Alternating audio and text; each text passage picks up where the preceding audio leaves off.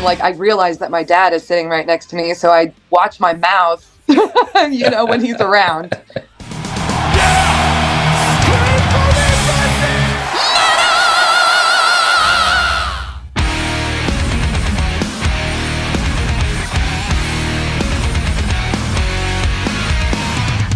Casandra of Paralandra, thank you so much for your time today. Lots to talk about. First and foremost, how are you doing today? I'm doing great. Just woke up about 30 minutes ago, living the life. There. Refreshed, ready for this conversation. Feeling great. Fantastic. Now, we are getting close, as we're talking, to the release of the Body Electric. So, you're not necessarily new to the game. You've got your more than your fair share of experience, but a new album is always a new album. Are you doing your best to come across as very calm and reserved, and inside is it a ticking time bomb, or are you pretty calm and chill this close to a new release? Well, maybe I seem calm on the outside, but on the inside, it's a storm. It's like the eye of Jupiter. So it's pretty crazy, but I will say it is kind of like the calm before the storm at this moment, because we're like a week away from the release and there's nothing really left that I can do. Like everything's just kind of in motion and about to happen. Right. And I'm just kind of like sitting here, like feeling anxious, wanting to like, I don't know, do everything, but it's always hurry up and wait.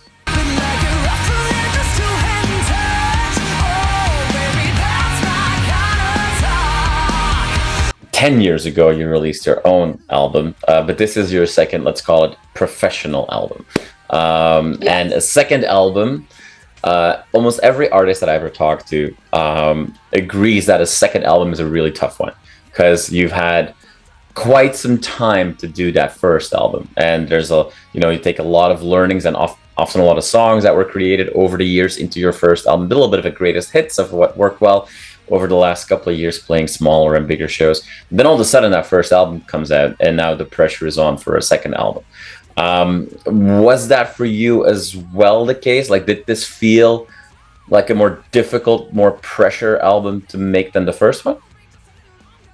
Yeah, I think you put it really well. Like, definitely when we went in to record Street Magic, we were just picking the best out of like, I don't even know, like 20 plus songs. Right. And we knew that we were going to be just putting 8 on the record. So yeah, I feel like we could, just really stack that one up.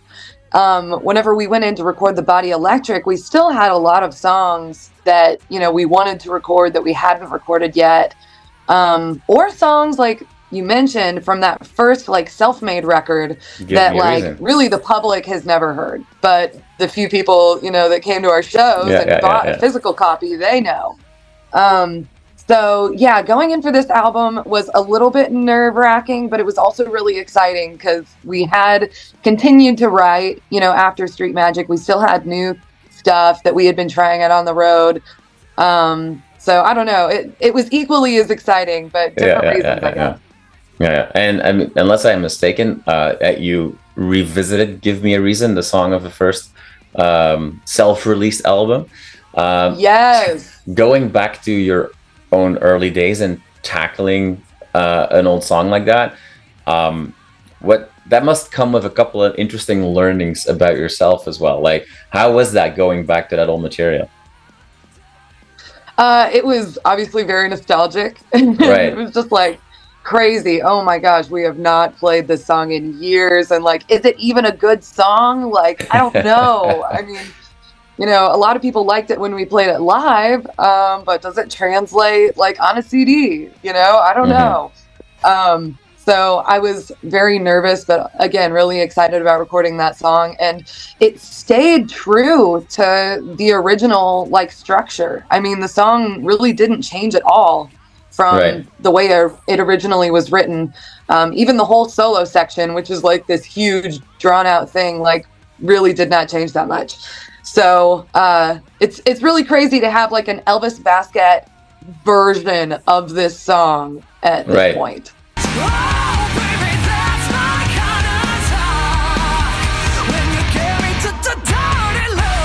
you bring what I would call as, somebody born and raised in Europe, living in Canada, looking from the outside into the States, a very American rock sound that, funnily enough, in recent years has also started to become more and more popular outside of America. I know this, anthemic arena rock thing that, didn't really catch on in Europe, for example, so much in the 90s or 2000s. But now bands like Halestorm are doing quite well all over the world. And you see German bands like Kiss and Dynamite do really well in their home country.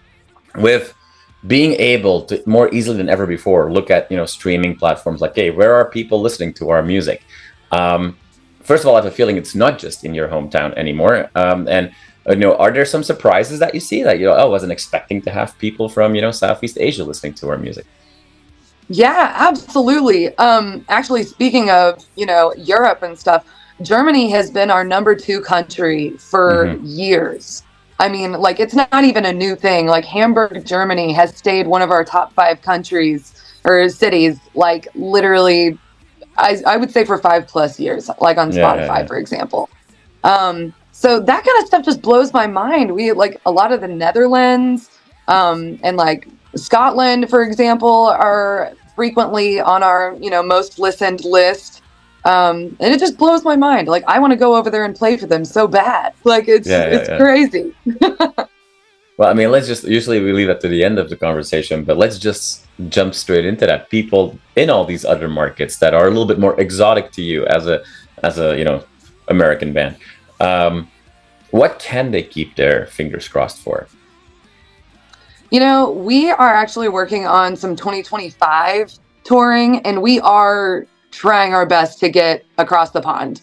So, it's the very beginning of trying to make something like this work, but we're a grassroots band, and we're taking a grassroots approach to this, and we're reaching out to people that we know and, seeing if we can set something up. So we'll see what happens.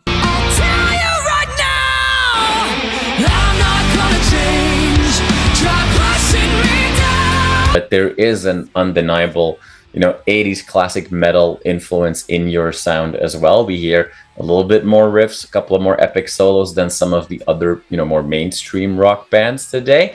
When I was listening to your new album, Mr. Big, Dokken are all names that come to mind. Lita Ford as well, obviously. Are these do we have your father to thank for that? I mean, I assume that most people that are watching this right now know that you're in the band with your dad. So is that his influence, or did you grow up with that straight away, and would that always be in any kind of music you make? Absolutely. I mean, his influence, or I guess his influences had an influence on me as well. Right. Because, he was very inspired by, like, Eddie Van Halen and Steve Vai and, like, Nuno and Satriani and, just all of these guitar gods. Right. So, like, I feel like he's kind of an amalgamation of, like, all of those things. But growing up, I have always loved my dad's taste in music. Like, I remember listening to Yngwie Malmsteen's Trilogy Suite album, like, on repeat as, like, a 5-year-old. Like, right. I loved it so much. Like, marching out, which is crazy because I recently sang with Jeff Scott Soto. So it's exactly. Like, what is my life? But yeah, like, so a lot of those influences, they're my dad's first and foremost, but they definitely fell upon my shoulders as well. And I also have a lot of modern influences like Foo Fighters and Alter Bridge. So that's kind of thrown in the mix as well. So I think that's kind of what brings, like, the classic and then also the modern sound together, right. To create this Paralandra thing. Yeah. Now, I know I've been asked to death about this, so I want to keep it short about that, but it doesn't happen a lot that people of the same family in that composition are in a band together. So assuming that playing with your dad, or in case for your dad playing with his daughter, is not going to be a life full of sex, drugs, and rock and roll. Like, what's the weirdest part of that, being in a band with your dad? I know that it's also awesome, and you're very vocal and post about your dad and how you seem to have a fantastic relationship. But I can only imagine there's a million scenarios every tour that it's like, huh. Yeah, on a real note, like, so my boyfriend, Jaron Galino, I met him on tour like 5.5 years ago, whenever Paralandra was opening for Tantric in 2018. So that's when we met, and our love like kind of blossomed on that tour. And so my dad did have a front seat for that. So, quite literally. yeah, you know, so I guess it's kind of weird when you think about it, but I don't know, at the same time, like, my dad doesn't try to like bother me very much on the road. He very much like allows me to be independent and make my own decisions. At the same time, like, I realize that my dad is sitting right next to me, so I watch my mouth, you know, when he's around. But yeah, it is kind of a little bit weird sometimes, but at the same time, like, I don't know, we just have a close relationship, and we can laugh through the weirdness.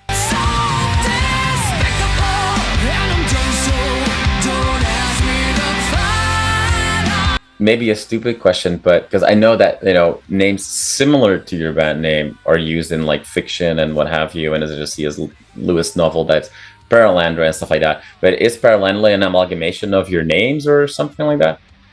It actually was inspired by the C.S. Lewis book, so you nailed interesting. it. Yeah, not many people know that. But yeah, unfortunately, we're just not quite that clever to, you know, put Paul, Casandra, Paralandra. I was wondering what the RA stood for, but I know. But then again, I've got an older sister, Kara, so it's like Paul, Kara, Casandra. There we go. Boom. But we're like, no, I'm no so copyright sorry. infringement at all. Good. It was just a book. We just changed the spelling a little bit. Yeah. Awesome. Now, actually, on that note, just one more side question. The logo comes with a tribal kind of, you know, triangle in, you know, behind the type font. What's the significance of that symbol?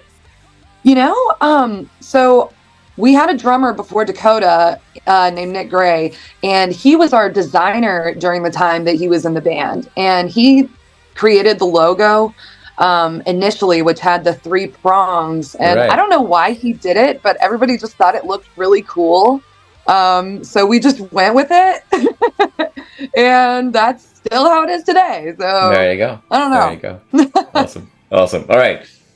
Hey, we talked about, you know, 80s nods in your music. Now there's another 80s trope that we get with you, which is we have to have the power ballad roughly in the middle of the album. We get that with Love of My Life, which is not a Queen cover, just like Killer Queen was not a Queen cover on your Ascension EP. So you've teased us a few times. Just like Faith, Hope, Love is not a King's X cover. right, exactly. But you did cover Scorpions back in the day, right? So So if you, just to ask you a silly question, you know, if you had to pick a band to cover, like, I'm not even gonna press you on what song because that might be too difficult. But like, what band would you always want to give the Paralandra treatment? Ooh, wow. I always like to go like in a weird direction with it. Like, I would like to do Lady Gaga or something. Okay. Or like, I mean, yeah, definitely rock bands for sure that I love. Like, you know, I mentioned Foo Fighters and Alter Bridge. We've covered their songs a bunch of times. Man, but I really love, like, we did a cover EP or like a cassette a few years ago where we did just like a bunch of live takes of songs. And we did this mashup of Katy Perry's Dark Horse with Kashmir by Zeppelin. And like, I feel like that is the kind of cover stuff that I enjoy doing. It's like the very off the wall, unexpected, like pop turned into rock, but mixed. I don't know.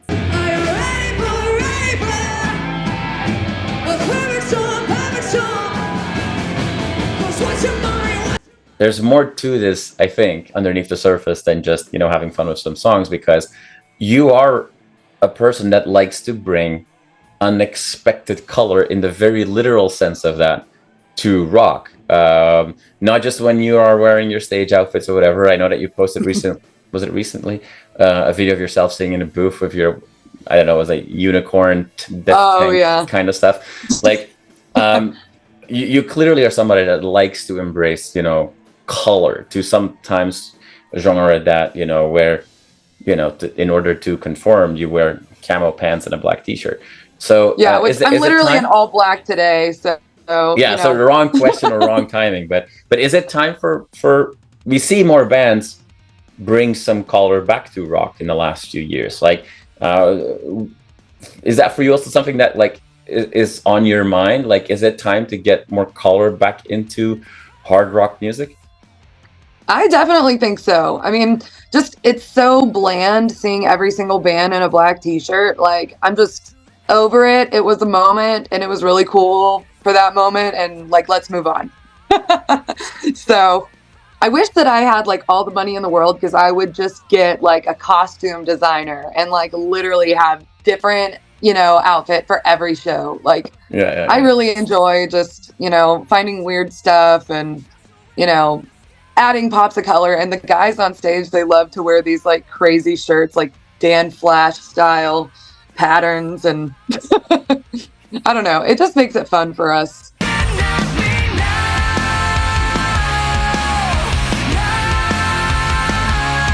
You already mentioned that you're hoping to find some transatlantic excursions in 2025, but you know, the album's coming out very soon. We're only still in, well, we're not even halfway this year. We're still in the beginning of 2024. So for the remainder of this year, for those of us that are on the right side of the Atlantic, what should we expect? We are planning on touring this entire year. It all picks up next week, I guess. What day is it? Oh my gosh, yeah, it's next week. So yeah, once our album release comes out, we are going to be on the road throughout the whole year. We've got tons of stuff in the works right now, especially for fall. But yeah, I guess just expect us to be all over the US. Yeah.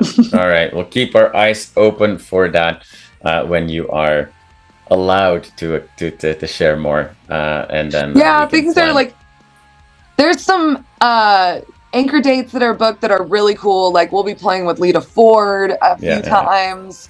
We'll be in Vegas with her and Warrant in June, and then we'll be playing with Seven Dust in August in Illinois, which that'll be sick.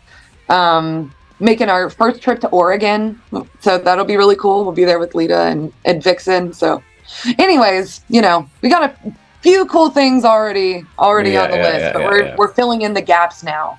There you go. It'll be a busy year, and we'll have lots of chances to see you on the stage this year. Casandra, thank you so much for your time today. I really appreciate it. I wish you the best of luck with this fun, new, and colorful release that's coming our way in just a week or two from now. It'll be here very quickly, so you can let that storm that was exploding inside come out.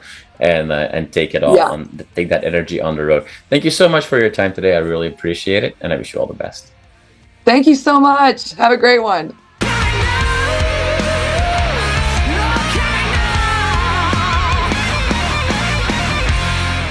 You are awesome for watching this video. Click right here to see more content like it, and subscribe to the channel.